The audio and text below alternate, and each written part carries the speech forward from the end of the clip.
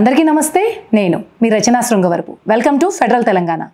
వైకుంఠ వాకిళ్లు తెరుచుకునే పర్వదినమైన ముక్కోటి ఏకాదశి నాడు సాక్షాత్తు శ్రీ మహావిష్ణువు గరుడ వాహనంపై ముక్కోటి దేవతలతో భూలోకానికి వచ్చి భక్తులకు దర్శనమిస్తాడని ఓ నమ్మిక.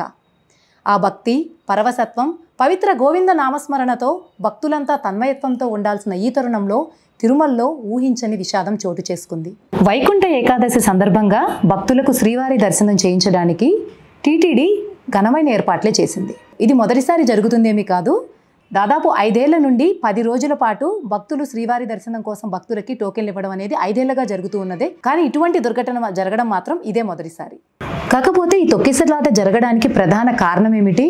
అంత క్రమశిక్షణతో అటు పోలీసులు కానీ ఇటు రక్షణ సిబ్బంది కానీ అన్ని చర్యలు తీసుకున్నప్పటికీ కూడా ఎక్కడ ఫెయిల్ అయింది అన్న కోణంలో చూస్తే, ఈ దుర్ఘటన జరిగింది బుధవారం కాబట్టి బుధవారం జరిగిన సంఘటనల క్రమం ఇప్పుడు చూద్దాము.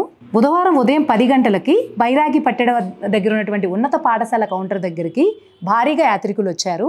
కాబట్టి ఆ పాఠశాల ఆవరణలో బార్కెట్లు ఏర్పాటు చేశారు, కానీ ఆ పాఠశాల వెలుపల క్యూ లైన్ దగ్గర మాత్రం ఎటువంటి బార్కెట్లు లేదు. అయితే ఈ శ్రీవారి దర్శనం కోసం ఉన్నటువంటి మిగిలిన కేంద్రాల్లో బారికేడ్లు కానీ ఇనుప కంచెలు కానీ గట్టి ఏర్పాట్లతో ఉంటే ఇక్కడ మాత్రం అది లేకపోవడం అన్నది కొంత ఇప్పుడు చర్చనీయాంశంగా మారింది. అటువంటి ఏర్పాట్లు లేకపోవడం వల్లే ఇక్కడ ఈ తొక్కిసలాట జరిగి ఉండవచ్చని కూడా చాలామంది అభిప్రాయపడుతున్నారు.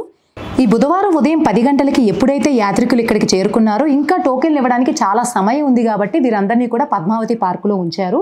అక్కడ వారిని అదుపు చేయడానికి పోలీసులు కూడా భారీ భద్రతతోనే ఉన్నారు. బుధవారం రాత్రి 7 గంటలు అయ్యేసరికి పార్కు మొత్తం జనంతో నిండిపోయింది. ఎటు చూసినా ప్రజలు కదలలేని పరిస్థితి. అయినప్పటికీ కూడా పోలీసులు, టీటీడీ యంత్రాంగం అందరూ కూడా మంచినీరు, ఇతర కనీస వసతులు కల్పించడానికి చర్యలు తీసుకున్నారు. ఇక రాత్రి 8:30 గంటల సమయంలో ఆ బైరాగి పట్టెడ వద్ద ఇనుప కంచె వద్ద ఒక మహిళ కింద పడిపోయింది. ఆమెను పక్కకు తప్పించే యత్నంలో గేటు తెరుచుకుంది.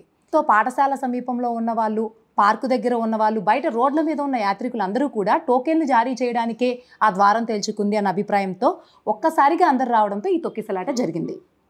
ఎన్నడూ ఇటువంటి దుర్ఘటనలు తిరుమలలో జరగకపోవడం ఇదే మొదటిసారి జరగడం వల్ల దీని మీద కొంత విమర్శలు కూడా చోటు చేసుకుంటున్నాయి. దీని గురించి ఎడతెరిపి లేని పరిశీలనలు, సమీక్షలు కూడా జరుగుతున్నాయి. తిరుపతిలోని మిగతా కేంద్రాల రాగానే ఈ బైరాగి పట్టడం వద్ద కూడా బార్కెట్లు ఏర్పాట్లు చేయాలని, అలాగే ఇనుప కంచెలు కూడా ఏర్పాట్లు చేయాలని ఉన్నత అధికారులు సూచించినప్పటికీ కూడా అవి ఎందుకు ఏర్పాటు చేయలేదు, అది చేయకపోవడం వల్ల ఈ వైఫల్యం జరిగి ఉండొచ్చు, ఈ దుర్ఘటన జరిగి ఉండొచ్చు అని కూడా చాలామంది విమర్శిస్తూ ఉన్నారు. ఈ ఘటనపై ఆంధ్రప్రదేశ్ ముఖ్యమంత్రి చంద్రబాబు నాయుడు గారు కూడా సానుభూతి ప్రకటిస్తూ ఈరోజు తిరుమలలో సంఘటనా స్థలానికి చేరుకున్నారు. మన దేశం ప్రధానమంత్రి నరేంద్ర మోడీ, హోమ్ మినిస్టర్ అమిత్ షా కూడా ఈ సంఘటనపై సంతాపం ప్రకటించారు. ఈ దుర్ఘటన వల్ల 6 మరణించడం, అలాగే ఎంతోమంది క్షతగాత్రులే ఆసుపత్రులకి తరలించబడ్డం మీద ముఖ్యమంత్రి చంద్రబాబు నాయుడు గారు కూడా కొంచెం ఈ విషయాన్ని సీరియస్గానే తీసుకున్నారు. సంబంధిత అధికారులతో ఈ విషయాన్ని చర్చిస్తున్నారు. అలాగే ఈ సమస్యకు కారణమేమై ఉండొచ్చు, వీటన్నిటి గురించి కూడా ఇప్పుడు జరుగుతూ ఉన్నాయి. అలాగే ఈ తిరుపతిలోని ఈ తోపులాట మృతుల ఘటనపై రాష్ట్ర హోంమంత్రి వంగలపూడి అనిత గారు కూడా పోలీస్ అధికారుల ద్వారా సమాచారం తెలుసుకుని అధికారులను అప్రమత్తం చేశారు. అనంతరం అనిత గారు మీడియాతో మాట్లాడుతూ ఇలాంటి దుర్ఘటన చాలా బాధాకరమని అన్నారు. మరి భవిష్యత్తులో ఇటువంటి దుర్ఘటనలు పునరావృతం కాకుండా ఉండడానికి ప్రభుత్వం ఎటువంటి చర్యలు తీసుకుంటుందో వేచి చూడాల్సిందే.